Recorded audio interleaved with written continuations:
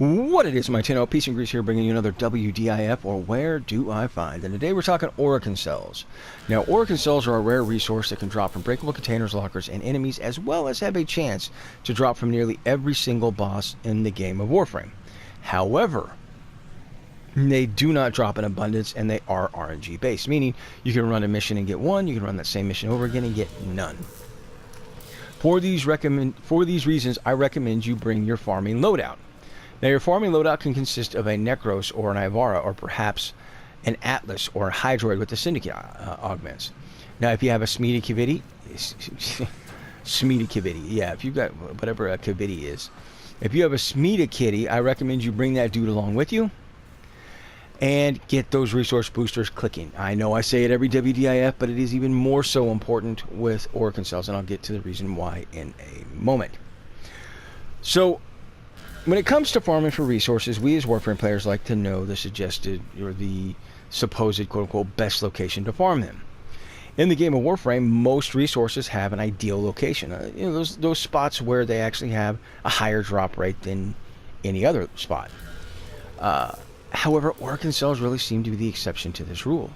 And, I went back and forth on even making this video. Started to make it, then stopped, and then at one point I even resolved just not to even bother making it. Until my friends convinced me otherwise and told me, hey, look, you did the research, you invested the time, get the information out there. So here we are. So I spent 3 days grinding all of the missions on Ceres and all of the missions on Saturn and all of the missions on the Orokin Derelict, and ran them over and over and over again, changing up my loadout, changing up my frame, changing up my tactics, trying to get some sort of deviation and the drops of the Orokin Cells. And something really interesting happened, and that is that nearly every single solitary location was dropping a consistent 1 to 3 Orokin Cells per run.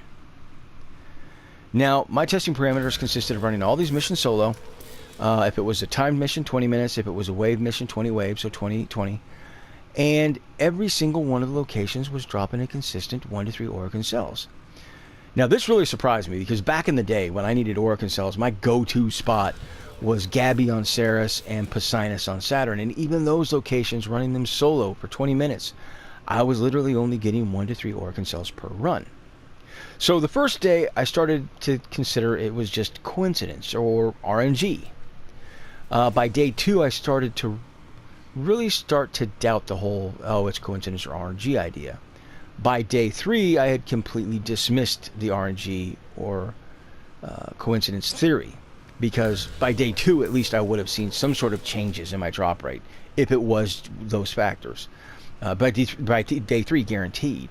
And I just wasn't. I was seeing a consistent 1 to 3 Orokin Cells each and every time. However, this is where the plot thickens.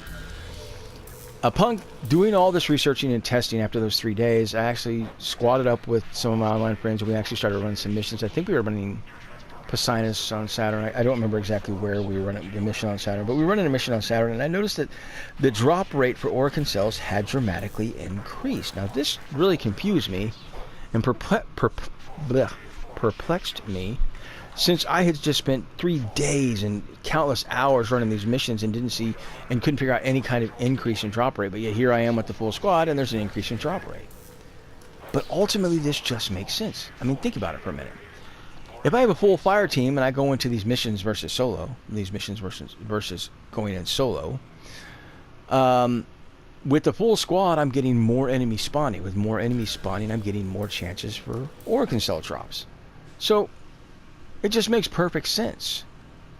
So, what does this all mean? Well, in the grand scheme of things, what it means is if you're going to run missions like Gabby on Ceres or Poseidon on Saturn, I highly recommend you bring a full fire team. Period, the end. Or else your drop rates are just going to be really abysmal for pretty much every mission. Now, I'm sure those of you players out there who are solo players are going, oh, great, so we're left out in the cold. Come on now. Come on, son. You know Peace isn't going to leave you out in the cold. Did I just refer to myself in third person? I think I just did. Wow. Anyway, I have an ideal location for a solo farming spot for Orokin Cells, and you can even, you run a full squad there if you like. Although you're not going to see, much of an increase in Orokin Cell drops, but that's okay.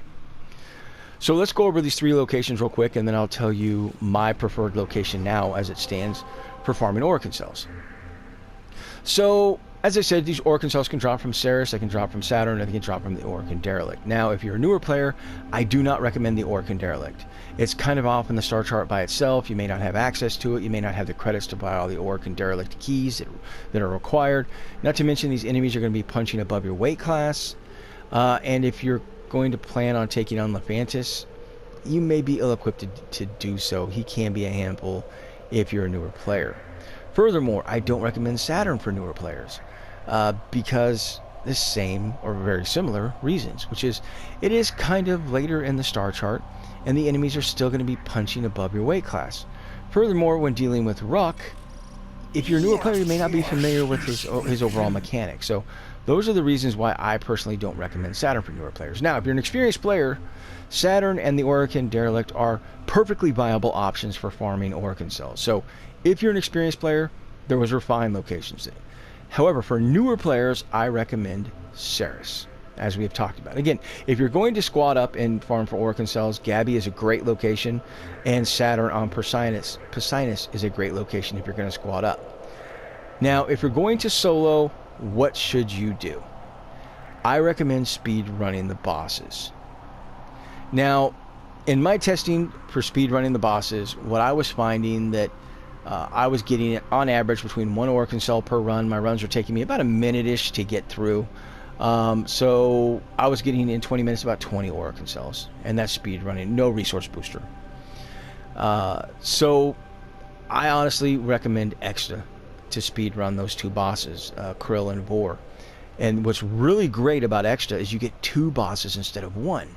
So that gives you 2 chances to get an Orokin Cell. And if you can get your speed run down to about a minute-ish, figure we're just gonna round numbers here. If you figure you can do a speed run in about a minute-ish, 20 minutes, you're gonna get an Orokin Cell per run, 20 runs. If you get on average 2 Orokin Cells per run, you're looking at 40 Orokin Cells. That's in 20 minutes. That's pretty doggone good. That's without the resource booster. With the resource booster, you're looking at 80 Orokin Cells in that same amount of time. So yeah, Extra, I highly recommend it. If you want to know, that's what I recommend for solo players. If you wanted to know, now you know. That's it.